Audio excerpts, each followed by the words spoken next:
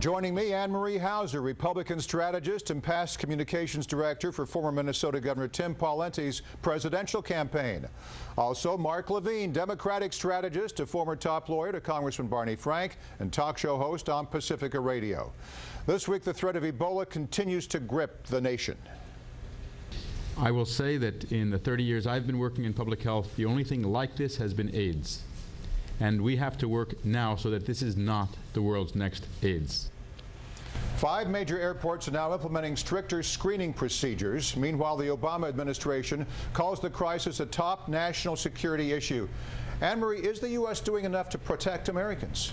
At this point, it seems to me that we have largely underestimated the threat of Ebola in this country. You just had a few weeks ago President Obama at CDC saying that the chances of it coming to the United States was extremely low. And now, next thing we know, we had a man who sadly died in Dallas from Ebola. And now the CDC director is saying that it could be something on the scale of AIDS. So this is something that we've underestimated. We're behind, and we have a lot of time and resources we need to catch up with. Mark, here. Some lawmakers think the U.S. should close its borders. Is that the answer?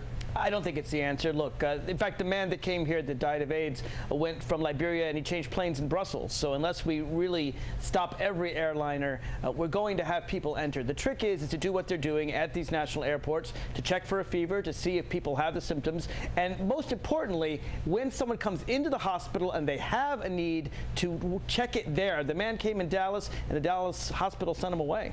Anne-Marie, what about it? Closing the border to Sierra Leone, Liberia, people that want to get on the plane there for the U.S., any destination? No, sorry, not yet. What do you think? It's a complicated issue. I think that's it. Look, if we're sending our military, we're sending missionaries and folks over to help. If we're closing borders, how are our folks going to get back into the United States? So I don't know that it's that cut and dry yet, but hopefully we can do everything that needs to be done now to stop this outbreak. All right, mark your calendars. We've got some agreements so far. Meantime, the Obama administration is dealing with another national security issue, ISIS.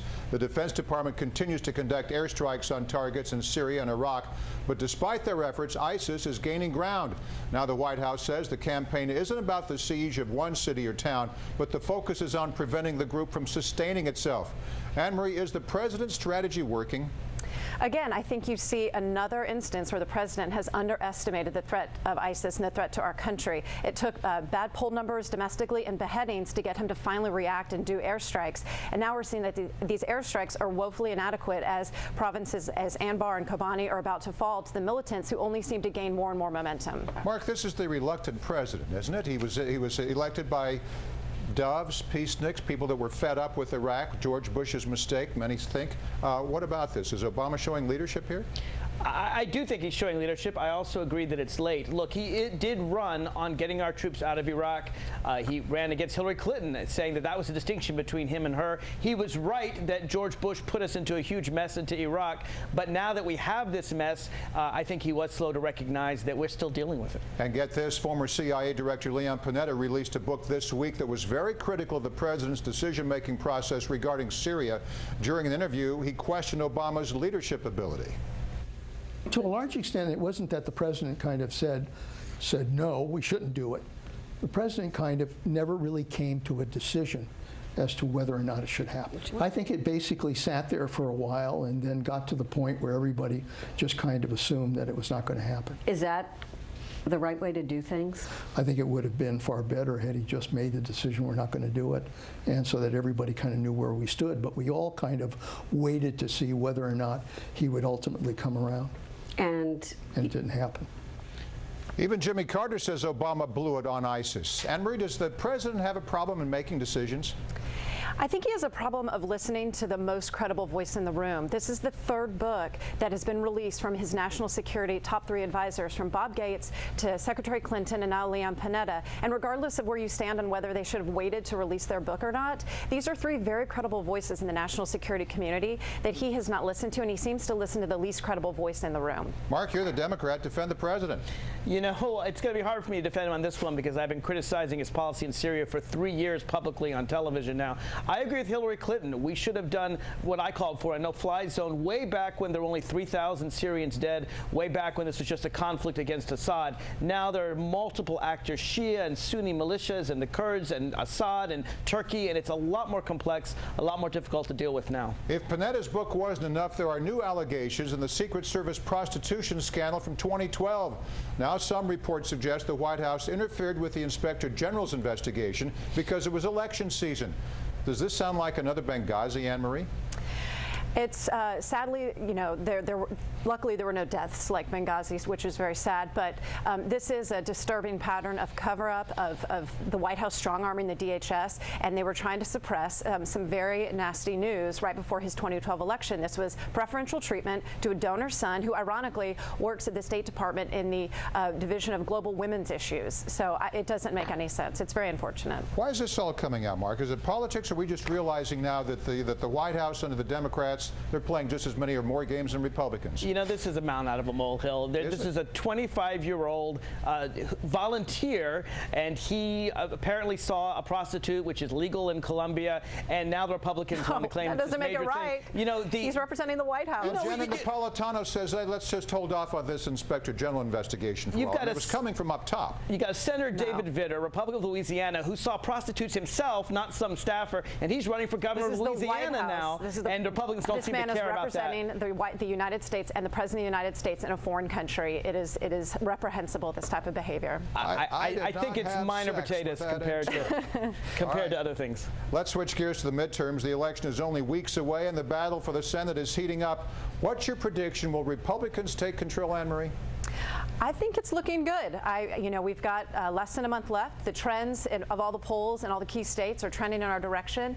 There are some really deeply troubling patterns for the Democrats. President Obama didn't help them when he said, you know, this November, all my policies, every single one of them will be on the ballot. Good, bring it on, because look at the polls. Look at the Americans are going to be voting these Democrats out of office in all these red states especially, and this is very good news for Republicans. One key state that could determine who takes control is Arkansas, where incumbent Democrat Mark Pryor is facing off against Republican Congressman Tom Cotton.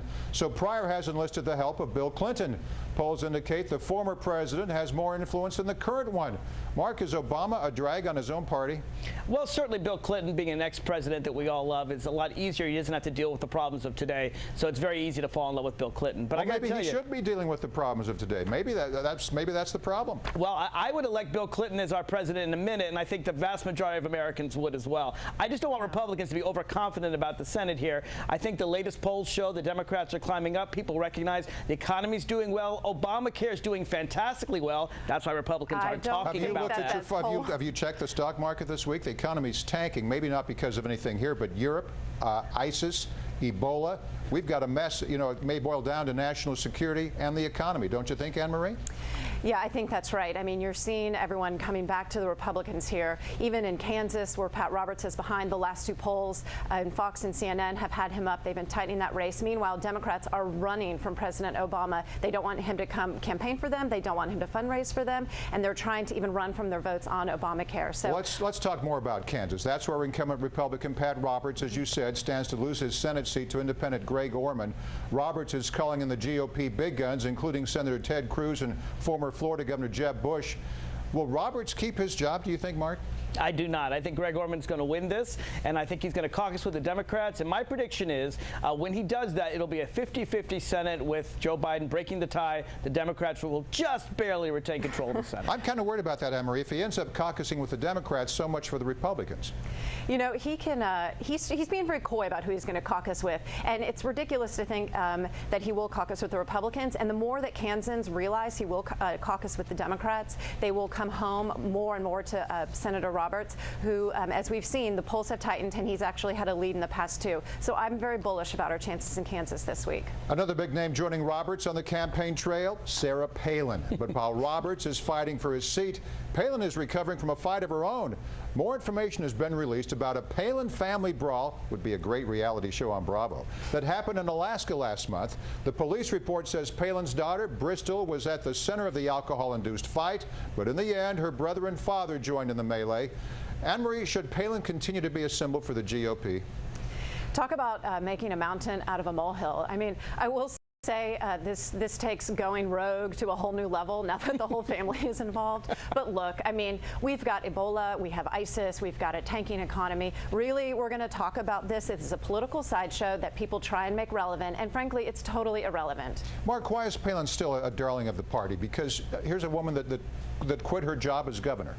I don't know that she is a darling of the Republican Party. We Democrats love Palin. We love the Palin family brawl. We'll talk about that just as Republicans talk about some 25-year-old staffer. It is a mountain out of a molehill, but it's a lot of fun for us and for TMZ.